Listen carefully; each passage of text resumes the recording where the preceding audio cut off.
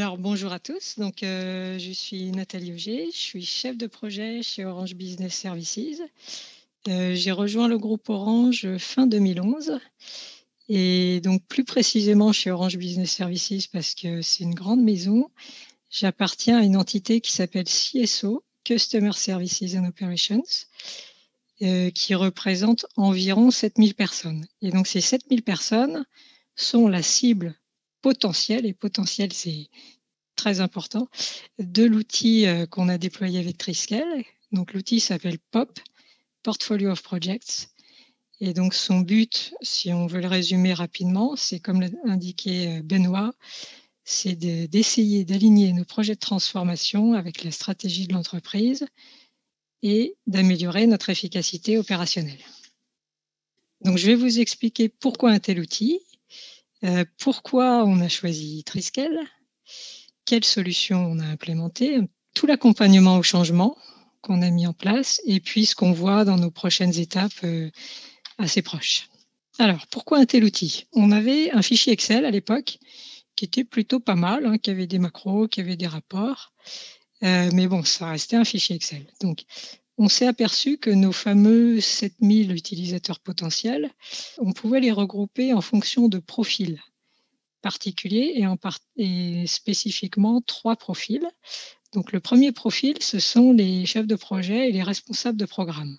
Donc ce profil d'utilisateur, de quoi ils avaient besoin? De rapidement, facilement fournir des mises à jour de leur projet. C'est ce qu'on demande aux chefs de projet en général, on leur demande des reportings. Et ce qu'ils voulaient, eux, c'était fournir les données une seule fois et ne pas fournir des multiples rapports. Ils voulaient aussi créer du lien et trouver des contacts qui pouvaient les aider sur des sujets qui sont connexes à leur projet. Donc ça, c'est le premier profil. Second profil, c'est un niveau au-dessus dans le sens volume de projets gérés. Donc ce sont des gens, si on les résume un peu facilement, mais encore une fois, on est une grande maison, donc c'est toujours compliqué de créer des catégories. Donc ce sont des PMO, ce sont des portfolio managers, ce sont des roadmap managers, ce sont des managers, toute personne qui va être amenée à gérer des périmètres de projet d'une entité ou d'une sous-entité. Et donc ces gens, ce profil particulier a besoin d'avoir des données consolidées, donc des vues consolidées sur le portfolio de projet. Ils ont besoin d'implémenter la stratégie qui nous descend par couche, Orange Business Services, CSNO, en lançant donc les bons projets. Ils ont besoin de faire du suivi, de la revue des projets, des programmes en cours. Et ils ont besoin, pour se comprendre aussi, de partager des formats de reporting communs. Troisième type d'utilisateurs, ce sont les top managers. Donc eux, c'est encore un niveau au-dessus au niveau de l'agrégation des données. Donc ils avaient besoin d'un outil en support de leur prise de décision pour faire du suivi de projet, donc suivi des coûts, des bénéfices, suivi de la stratégie.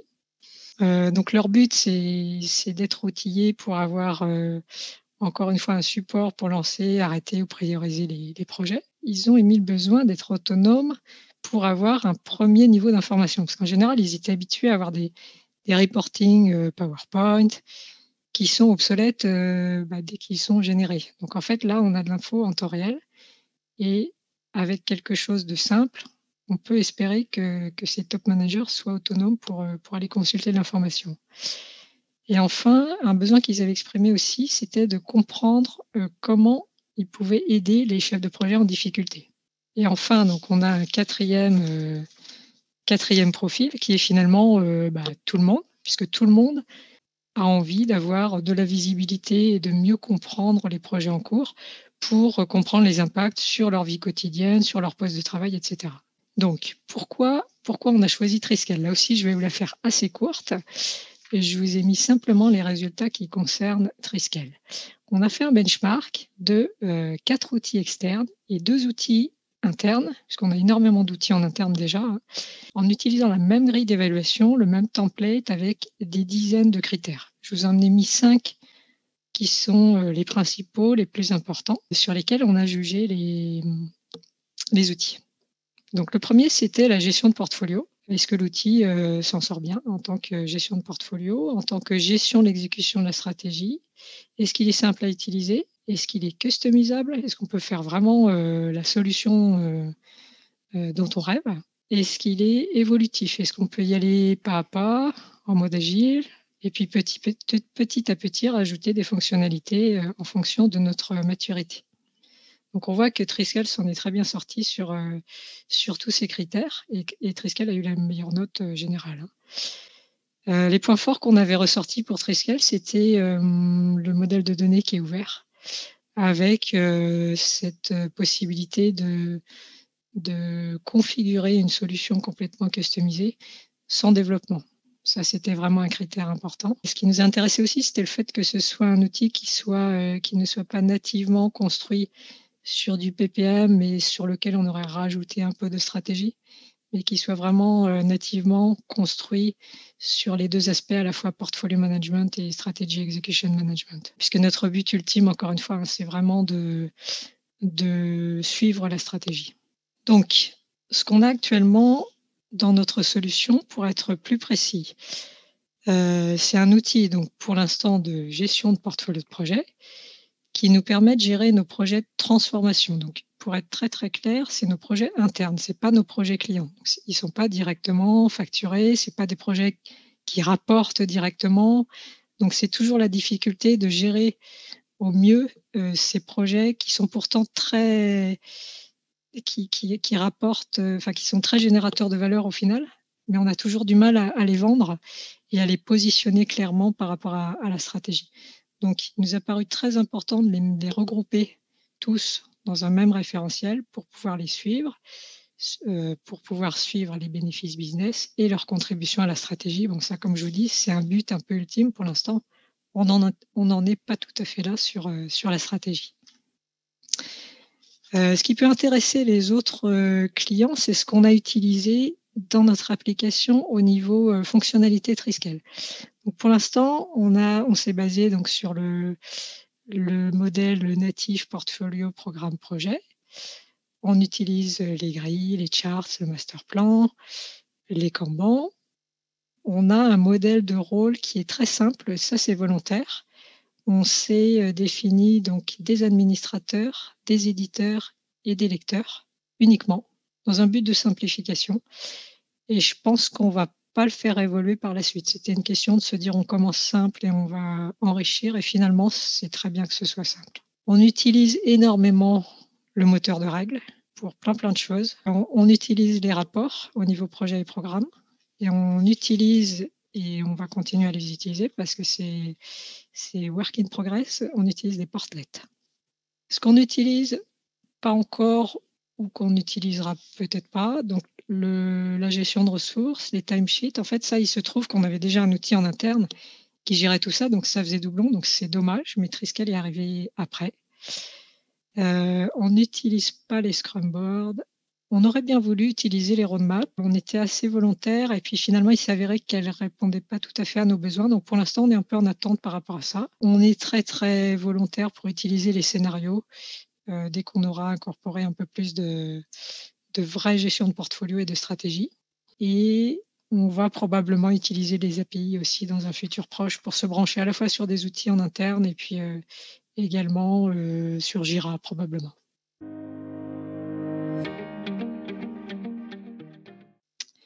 Alors, comment s'est passé le projet et le déploiement?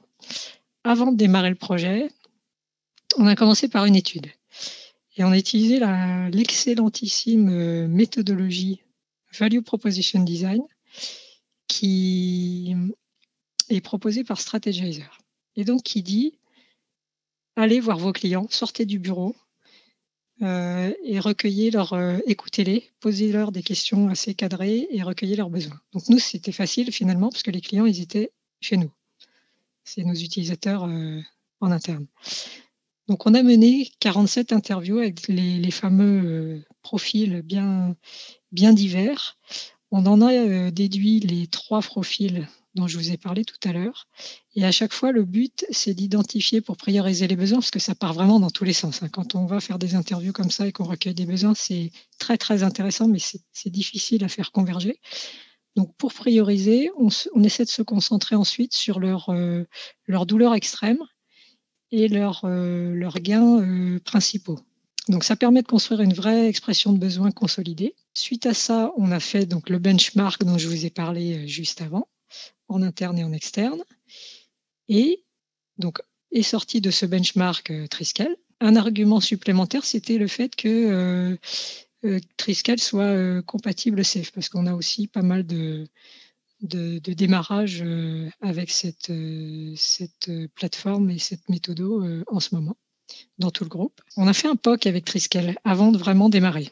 Et ça, je le conseille parce que ça nous a vraiment permis de faire un brouillon et de jeter sans arrière-pensée. En fait, c'est le but du POC, hein, c'est de faire et d'apprendre vite, de tester et puis de voir ce qui est vraiment utile ou pas.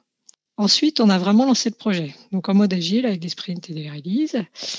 Et la spécificité d'un projet comme ça, c'est qu'il faut vraiment bien s'entourer pour que derrière, au moment du déploiement, il y ait une acceptation de la solution. Donc les membres de l'équipe projet étaient, complètement divers. Alors je vous ai mis un Titi pour des raisons de confidentialité, mais en fait, j'avais des représentants dans l'équipe projet, donc je suis le chef de projet, hein, bien évidemment. J'avais des représentants de chaque entité, de CSNO. J'avais des experts de chaque domaine qu'on a voulu, incorporer dans l'application. Donc experts des méthodos, gestion de projet, de programme, de portfolio. Les gens qui génèrent les roadmaps actuellement ont été impliqués et puis, des gens aussi sur la stratégie. Donc c'est très, très important d'embarquer tout le monde dès le début. En termes de timeline, donc nous, on n'a pas du tout fait un déploiement en 4 semaines. On n'a pas fait en 4 ans non plus, mais on prend notre temps, et on l'assume. Donc 2018, ça a été principalement l'étude dont je vous ai parlé tout à l'heure, qui a débouché sur le choix de Triskel. Bon, c'était pas du 100%, hein, c'est en pointillé, il y a eu pas mal d'épisodes. Ça a pris aussi du temps pour vraiment prendre la décision, faire comprendre au top management de prendre la décision de lancer ce projet et montrer sa valeur. Donc le projet s'est vraiment lancé deuxième trimestre 2019. On a commencé avec une première release à MVP, qui contenait, vraiment la base de la base, hein. C'est-à-dire, les projets, ça c'était le cœur, un peu de programme, un peu de fonctionnalité de programme, je veux dire, et puis, des statuts mensuels. Tout ce qu'on demande au chef de projet, le fameux, reporting, mais pas au sens, rapport, Triskel. Cette release, elle nous a pris à peu près 6 semaines. Elle a été ouverte en comité très restreint avec des key users, moins d'une dizaine de personnes qui nous ont fait donc des retours. Suite à ça, on a vraiment lancé la release qu'on a, sortie en production, comme vous l'indiquait Benoît, en début de cette année. Ça a pris un peu de temps, ça n'a pas pris tout ce temps-là non plus parce qu'il y a eu des congés, mais en tout cas, ça a pris, plus de 6 semaines. Je dirais, ça a pris 8 semaines en tout. Dans cette release, on a donc rajouté des fonctionnalités sur les programmes, on a ajouté les rapports, on a ajouté donc la gestion de portfolio et une touche de stratégie. Donc ici, cette ouverture, elle s'est faite, de manière très large cette fois-ci puisque, elle a été rendue disponible à tout OBS. Ensuite, on peut se dire ici, ah, il y a une grosse période de flottement. Qu'est-ce qui s'est passé? En fait, pas du tout. Il y a une grande période d'accompagnement au changement qui est nécessaire, donc du support, de la formation.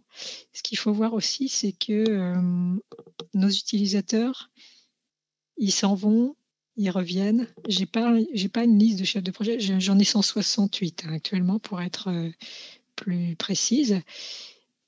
Cette liste, elle évolue sans arrêt. Il y a des gens qui deviennent chefs de projet, qui repartent faire autre chose. Donc il y a des gens à former sans arrêt, j'ai des nouveaux utilisateurs sans arrêt.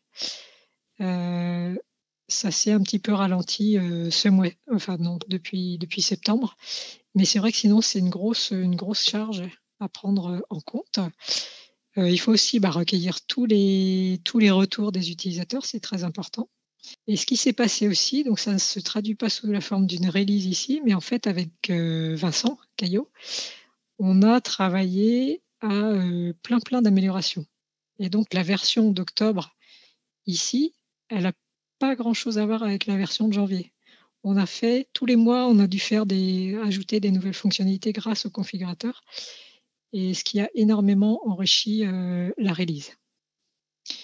Et donc, ce qu'on prévoit dans la release suivante, on avait prévu de la lancer un peu plus tôt, très honnêtement, hein. Mais ce que j'attends vraiment d'avoir au niveau de la release 2, c'est un modèle de données stratégique qui soit pérenne. Et donc, il faut une certaine maturité en interne, il faut impliquer des gens du top management. Donc, ça prend un peu de temps, mais ça avance bien.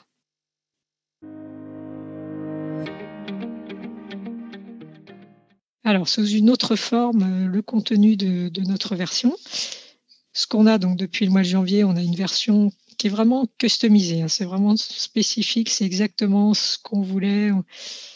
C'est assez unique, ouais. Comme réponse à un besoin. On a toujours l'impression qu'on va jamais rentrer dans les cases et qu'on trouvera jamais l'outil qu'il nous fallait. Mais en fait, grâce au configurateur, on a réussi à faire vraiment ce qu'on voulait. Donc on a quelque chose d'évolutif. On a implémenté directement dès janvier le SSO et intégré également par facilité tout le LDAP, donc tout l'annuaire Orange Business Services qui représente 30 000 personnes. Donc tous ces gens peuvent accéder sans authentification, peuvent accéder directement avec le SSO à l'application s'ils le souhaitent, en lecture seule par défaut. Autre facilité, tous les projets, on a fait une migration du fichier Excel. Donc au mois de janvier, tous les gens qui étaient habitués à utiliser le fichier Excel ont retrouvé leur projet dans l'outil. On a donc nos 3 profils clients. On a en base de données une quarantaine de programmes et environ 350 projets en cours. Dans le fichier Excel, pour rappel, on en avait 150, je crois. Donc, ça nous a mis un gros boost. Maintenant, 350 projets, c'est beaucoup aussi. Ça va nous permettre de faire du tri. Ça va être la deuxième étape.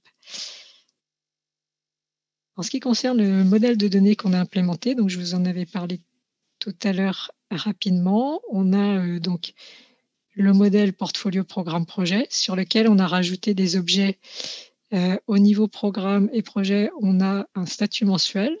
Au niveau programme et projet, on a un objet risque et on a un objet livrable uniquement au niveau des projets puisque seuls les projets sont amenés à délivrer. Je vous ai mis quelques copies d'écran qui sont malheureusement petites pour des soucis de confidentialité à la fois de données personnelles et de données stratégiques. C'est juste pour vous montrer donc qu'on utilise à fond les grilles avec les vues prédéfinies. On en a énormément, c'est très très utilisé. On utilise beaucoup et encore plus depuis le mois de juillet, depuis la nouvelle release de Triskel, le master plan. On n'utilise pas encore assez le Kanban. Je pense que les gens ne se sont pas encore assez appropriés des use cases adaptés, mais on les utilise quand même déjà un peu. Et puis on utilise de plus en plus les portlets qu'on a pour l'instant principalement développés au niveau du portfolio. Alors, il ne suffit pas de développer un bel outil. Donc derrière, il y a tout l'accompagnement du changement qu'il est vraiment nécessaire de prévoir en amont. Et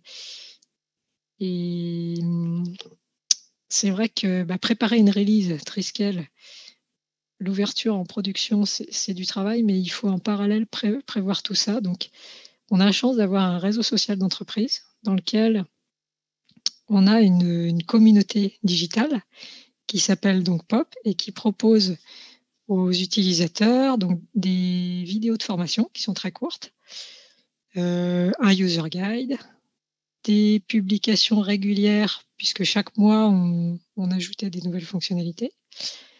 Ils ont la possibilité de demander du support, de poser des questions qui sont partagées par tout le monde après.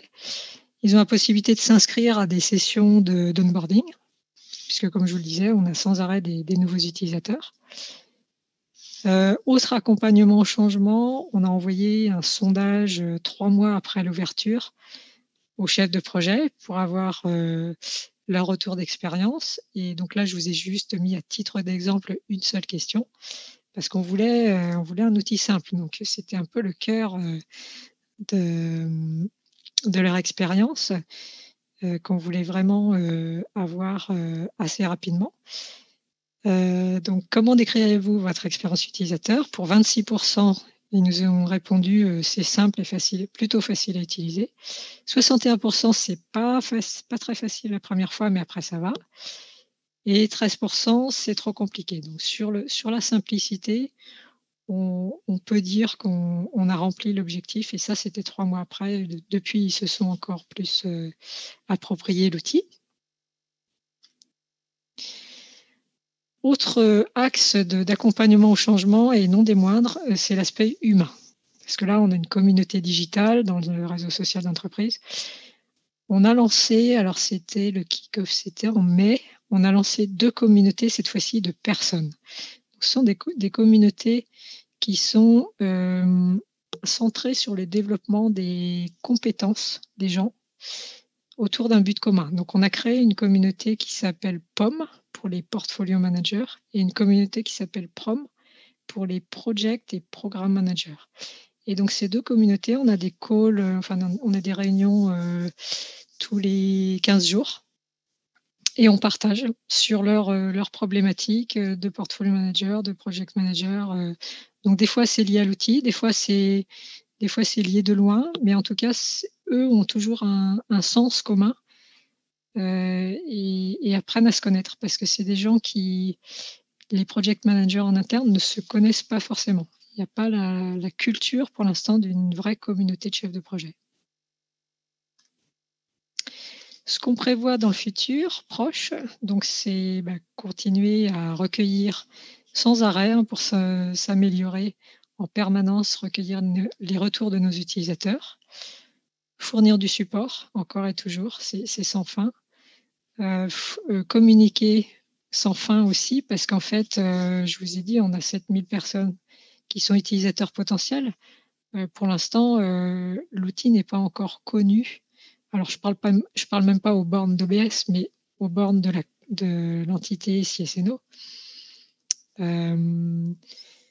Malgré tout, il devient quand même de plus en plus l'outil, de référence, et avec des bons relais. C'est important de bien s'entourer, de choisir ses relais. Avoir des bons relais et des gens qui croient en l'outil, qui sont motivés, par diffusion, ça marche, mais c'est long. Encore une fois, dans une grande maison, ça prend beaucoup de temps. Et donc le but, de fin d'année, peut-être début de l'année prochaine, c'est de lancer cette fameuse release 2 qui inclurait cette fois-ci plusieurs portfolios, puisqu'on a l'ambition d'inclure des fonctionnalités, enfin d'inclure le modèle SAFe et de se baser sur, le Lean Portfolio Management. On a aussi envie, pour, améliorer notre modèle de données stratégique, de travailler avec les OKR, les Objective and Key Results, et qui sont d'ailleurs, maintenant inclus dans SAFe 5.0.